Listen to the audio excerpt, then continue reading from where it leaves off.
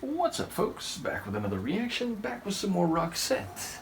And we return to the first disc and proper album of Charm School 2011. Thank you once again to Michaela, both for sharing a great wealth of material and this physical CD, or double CD specifically. And we're near the end of the album. We're going to listen to the penultimate tune this time, which is Happy on the Outside. The phrasing alone suggests a complicated picture overall. Otherwise, you would say happy through and through, happy all over, happy from head to toe, happy completely. So to say happy on the outside implies, I think, a less than happy interior in your emotional core, in your heart, in your mind, in your thoughts, things which are not superficial and external, and which you may be deliberately keeping from people by acting happy. I suppose it's not necessarily indicated that the outside is misrepresentative. You might be happy in your daily activities or something you're doing, but deep inside you're bearing a long-term emotional weight or anchor.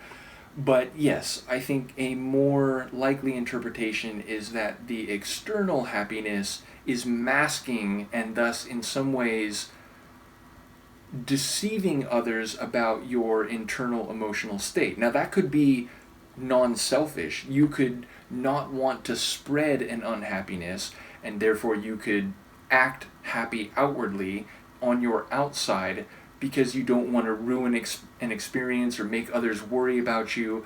It could be a selfless sort of projection of happiness, but it could also be because you're brooding or because you haven't figured out how you're going to confront another person, so you're acting happy for now. So yeah, there's a lot of ambiguity, and yet the phrase is very revealing at the same time. So let's give it a listen and see what I can catch. This is Roxette.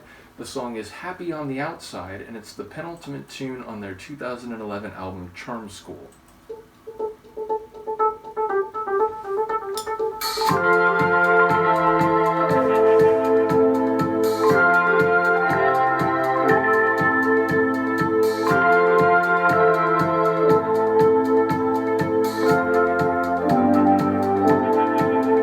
You can watch her doing the rounds.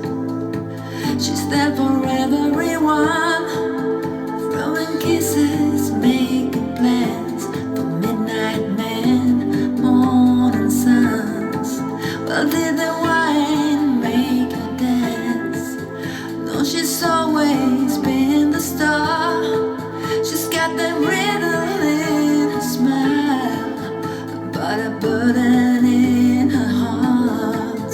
She's so happy on the outside, but she's crying on the inside. And there's nothing I can do to make her glad.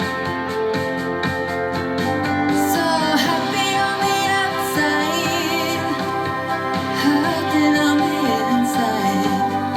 And it's sad, so sad, baby, it's so sad.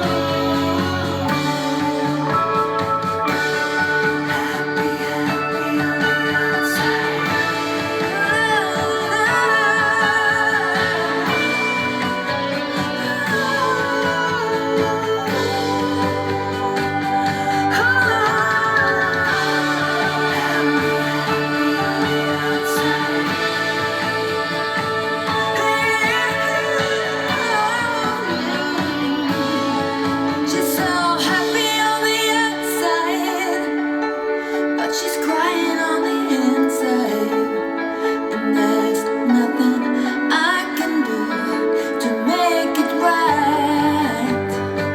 Oh, she's so happy on the outside, hearted on the inside.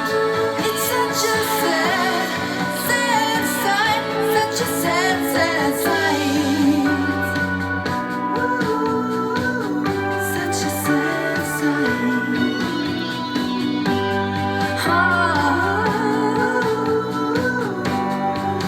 such a sad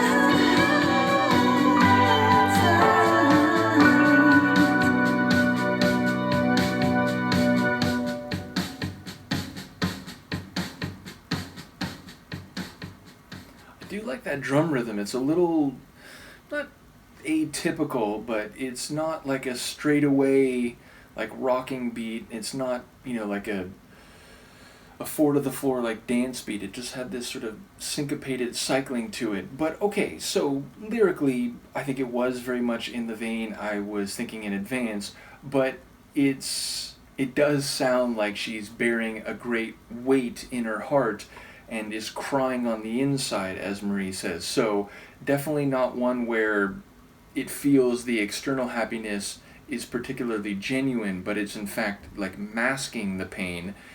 And yeah, like I do wonder the relation of the narrator, like, because it's a female voice, it's Marie's voice, and saying that, there's nothing she can do about it. Is it a friend? Is it a sister? Is it a family member? It feels like there's a deep concern for this woman, although it's interesting because it's like the indication she's always been a star. I mean, that can be less literal than it sounds, but it does feel like maybe, it's about a musician or a movie star or whatever. And again, it's not impossible that it could be lyrics written about someone who is famous and successful, like Marie, or like, Roxette more generally, but is going through emotional issues and health issues and so on. Like, it could be about Marie and the journey, that brought her, through the darkest times. So I do wonder if there's something there. Either way, I enjoy the sonics. There's a bit of a drama to them. I enjoy the piano runs, which felt, I felt like that was like the crying, that was like the heavier emotion, but it also felt like there's some sonics which had more of an uplifting sound, which could be the, external happiness. But yeah, I enjoyed trying to follow the emotional dynamic at play, and then there's the added dynamic of, just exactly how is she a star or famous, if that's really the reading that is at hand.